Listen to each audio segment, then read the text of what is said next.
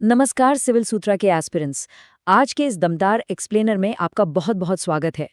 हम सब जानते हैं कि एग्जाम्स क्रैक करने के लिए करंट अफेयर्स पर पैनी नज़र रखना कितना ज़रूरी है, और आज हमारे पास डिस्कस करने के लिए बहुत कुछ है। तो चलिए बिना वक्त गवाए सीधे टॉपिक पर आते हैं। सबसे बड़ा सवाल यही है कि 15 मई 2026 के वो कौन से सबसे क्रिटिकल अपडेट्स हैं जो सीधे तौर पर हमारे आगामी एग्जाम्स में छपने वाले हैं। आज हम सिर्फ न्यूज़ नहीं पढ़ेंगे बल्कि उनके पीछे की पूरी कहानी को डिकोड करेंगे। आज के हमारे इस एक्सप्लेनर का एजेंडा मुख्य रूप से 4 हिस्सों में बंटा है। पहले हम बात करेंगे एजुकेशन और नेशनल न्यूज़ की, फिर हम राज्य, राजव्यवस्था और शासन पर नज़र डालेंगे। इसके बाद इंटरनेशनल रिलेशंस और अंत में एनर्जी और इकोनॉमी को कवर करेंगे। तो चलिए शुरू करते हैं हमारे पहले सेक्शन से, एजुकेशन और नेशनल न्यूज़। और यहाँ सबसे बड़ा मुद्दा है नीट यूजी 2026 की इन्वेस्टिगेशन। इस पूरे मामले की टाइमलाइन को समझना बहुत ज़रूरी है। शुरुआत होती है अप्रैल 2026 के आखिर से, जब पुणे में कुछ खास कोचिंग क्लासेस आयोजित की गईं। फिर 3 मई को एग्जाम हुआ, लेकिन असली हलचल तब मची जब 12 मई को एजुकेशन मिनिस्ट्री की शिकायत पर सीबीआई ने केस दर्ज कर लिया। और इसके तुरंत बाद 14 और 15 मई के बीच इस पूरे मामले के मास्टरमाइंड पीवी कुलकर्णी सहित कई लोगों की गिरफ्तारियां हुईं। सीबीआई इन्वेस्टिगेशन में जो फैक्ट्स सामने आए हैं वो वाकई चौंकाने वाले हैं।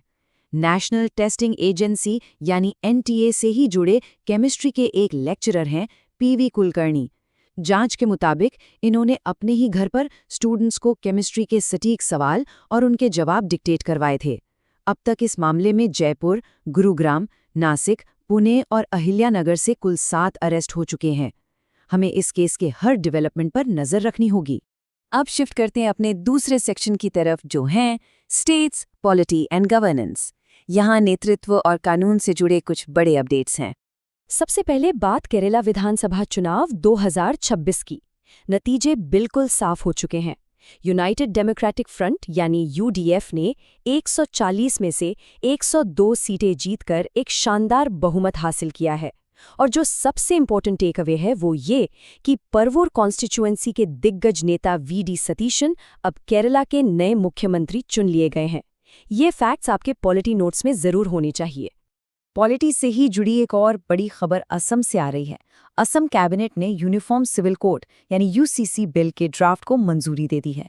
इस बिल का मेन फोकस है शादी, तलाक, प्रॉपर्टी में हिस्सा और बहुविवाह जैसे मुद्दे। लेकिन यहाँ एक बहुत बड़ा एक्सेप्शन भी है। ट्राइबल कम्युनिटीज़ को पूरी तरह से इसके दायरे से बाहर रखा गया है। 26 मई को ये ड्राफ्ट असेंबली में जाएगा, तो इस पर आगे भी हमारी नज़र बनी रहेगी। खैर, आगे बढ़ने से पहले एक छोटी सी बात।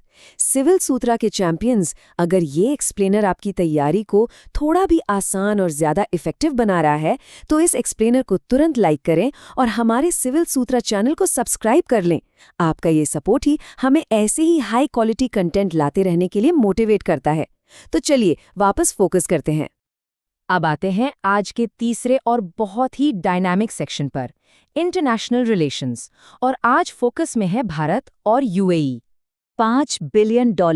जरा इस नंबर पर गौर कीजिए। यूएई की अलग अलग संस्थाओं ने भारतीय इंफ्रास्ट्रक्चर और फिनांस सेक्टर में पूरे $5 बिलियन के नए इन्वेस्टमेंट का कमिटमेंट किया है। ये कोई छोटा अमाउंट नहीं है। ये दिखाता है कि भारत की इकोनॉमी पर दुनिया का कितना गहरा भरोसा है। और ये इन्वेस्टमेंट सिर्फ पैसों तक सीमित नहीं है। दोनों देशों के बीच कुछ बेहद क्रिटिकल अग्रीमेंट्स भी साइन हुए हैं, जैसे कि एक स्ट्रेटेजिक डिफेंस पार्टनरशिप का फ्रेमवर्क बना है। कोचिन शिपयार्ड के सहयोग से गुजरात के वाडीनार में एक पूरा शिप रिपेयर क्लस्टर डेवलप किया जाएगा। मैत्री नाम का एक वर्चुअल ट्रेड कॉरिडोर शुरू हुआ है। और एनर्जी सिक्योरिटी के लिए तो एक मास्टर स्ट्रोक चला गया है। एडीएनओसी के साथ मिलकर 30 मिलियन बैरल का स्ट्रेटेजिक गैस रिजर्व बनाया जा रहा है। ये सारे पॉइंट्स एग्जाम के लिए सुपर इंपॉर्टेंट हैं।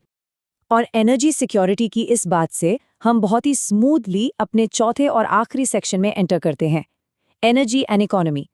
चलिए देखते हैं कि कैसे ग्लोबल फैसले हमारे घर के बजट को अफेक्ट करते हैं। 40,000 करोड़ रुपए। जी हाँ, ये एस्टिमेटेड कॉस्ट है उस बेहद महत्वाकांक्षी deep sea gas pipeline project की, जिसे भारत ने अब फास्ट ट्रैक कर दिया है। अब जरा इसके टेक्निकल और स्ट्रेटेजिक स्पेक्स को डिकोड करते हैं। ओमान या यूएई से शुरू होकर गुजरात तक आने वाली इस पाइपलाइन की लंबाई करीब 1200 से 1600 किलोमीटर होगी और गहराई समुद्र के अंदर लगभग 3,500 मीटर तक। लेकिन इसका सबसे बड़ा फायदा क्या है? ये पाइपलाइन पाकिस्तान और हमेशा टेंशन में रहने वाले हॉर्मुज़ जल डमरू मध्य यानी स्ट्रेट ऑफ हॉर्मुज़ को पूरी तरह से बाईपास कर देगी। ये भारत के लिए एक बहुत बड़ा रणनीतिक कदम है। लेकिन जब तक ये सब प्रोजेक्ट्स पूरी तरह से काम नहीं करने लगते, तब तक ग्लोबल मार्केट के झटके हमें सहने ही पड़ेंगे। हाल ही में जो ग्लोबल क्रूड ऑयल के प्राइसेस में उछाल आया है, उसका सीधा असर ये हुआ है कि पूरे 4 साल बाद सरकारी तेल कंपनियों ने पेट्रोल और डीजल की कीमतों में सीधे 3 रुपये प्रति लीटर की बढ़ोतरी कर दी है। अगर हम इस डेटा को दिल्ली के कॉन्टेक्स्ट में देखें तो तस्वीर बिल्कुल साफ हो जाती है। पेट्रोल जो पहले 94 रुपये 77 पैसे था, वो अब 97 रुपये 77 पैसे हो गया है, और डीजल जो 87 रुपये 77 पैसे पर था, वो उछलकर 90 रुपये 77 पैसे पर पहुंच गया है। आम आदमी की जेब पर ये एक सीधा असर है। अब इस पूरे एक्सप्लेनर को समेटते हुए आपके लिए मेंस एग्जाम के नज़रिए से एक बहुत ही एनालिटिकल सवाल छोड़ रहा हूँ। सोचिए, स्ट्रेट ऑफ हॉर्मुज़ को बाईपास करके डीप सी एनर्जी पाइपलाइन बिछाने से भविष्य में भारत को घरेलू ईंधन की कीमतों के अचानक बढ़ने वाले झटकों से कैसे बचाया जा सकता है। ये सिर्फ एक सवाल नहीं, बल्कि भारत की फ्यूचर एनर्जी पॉलिसी का पूरा निचोड़ है। इस पर ज़रूर विचार कीजिएगा।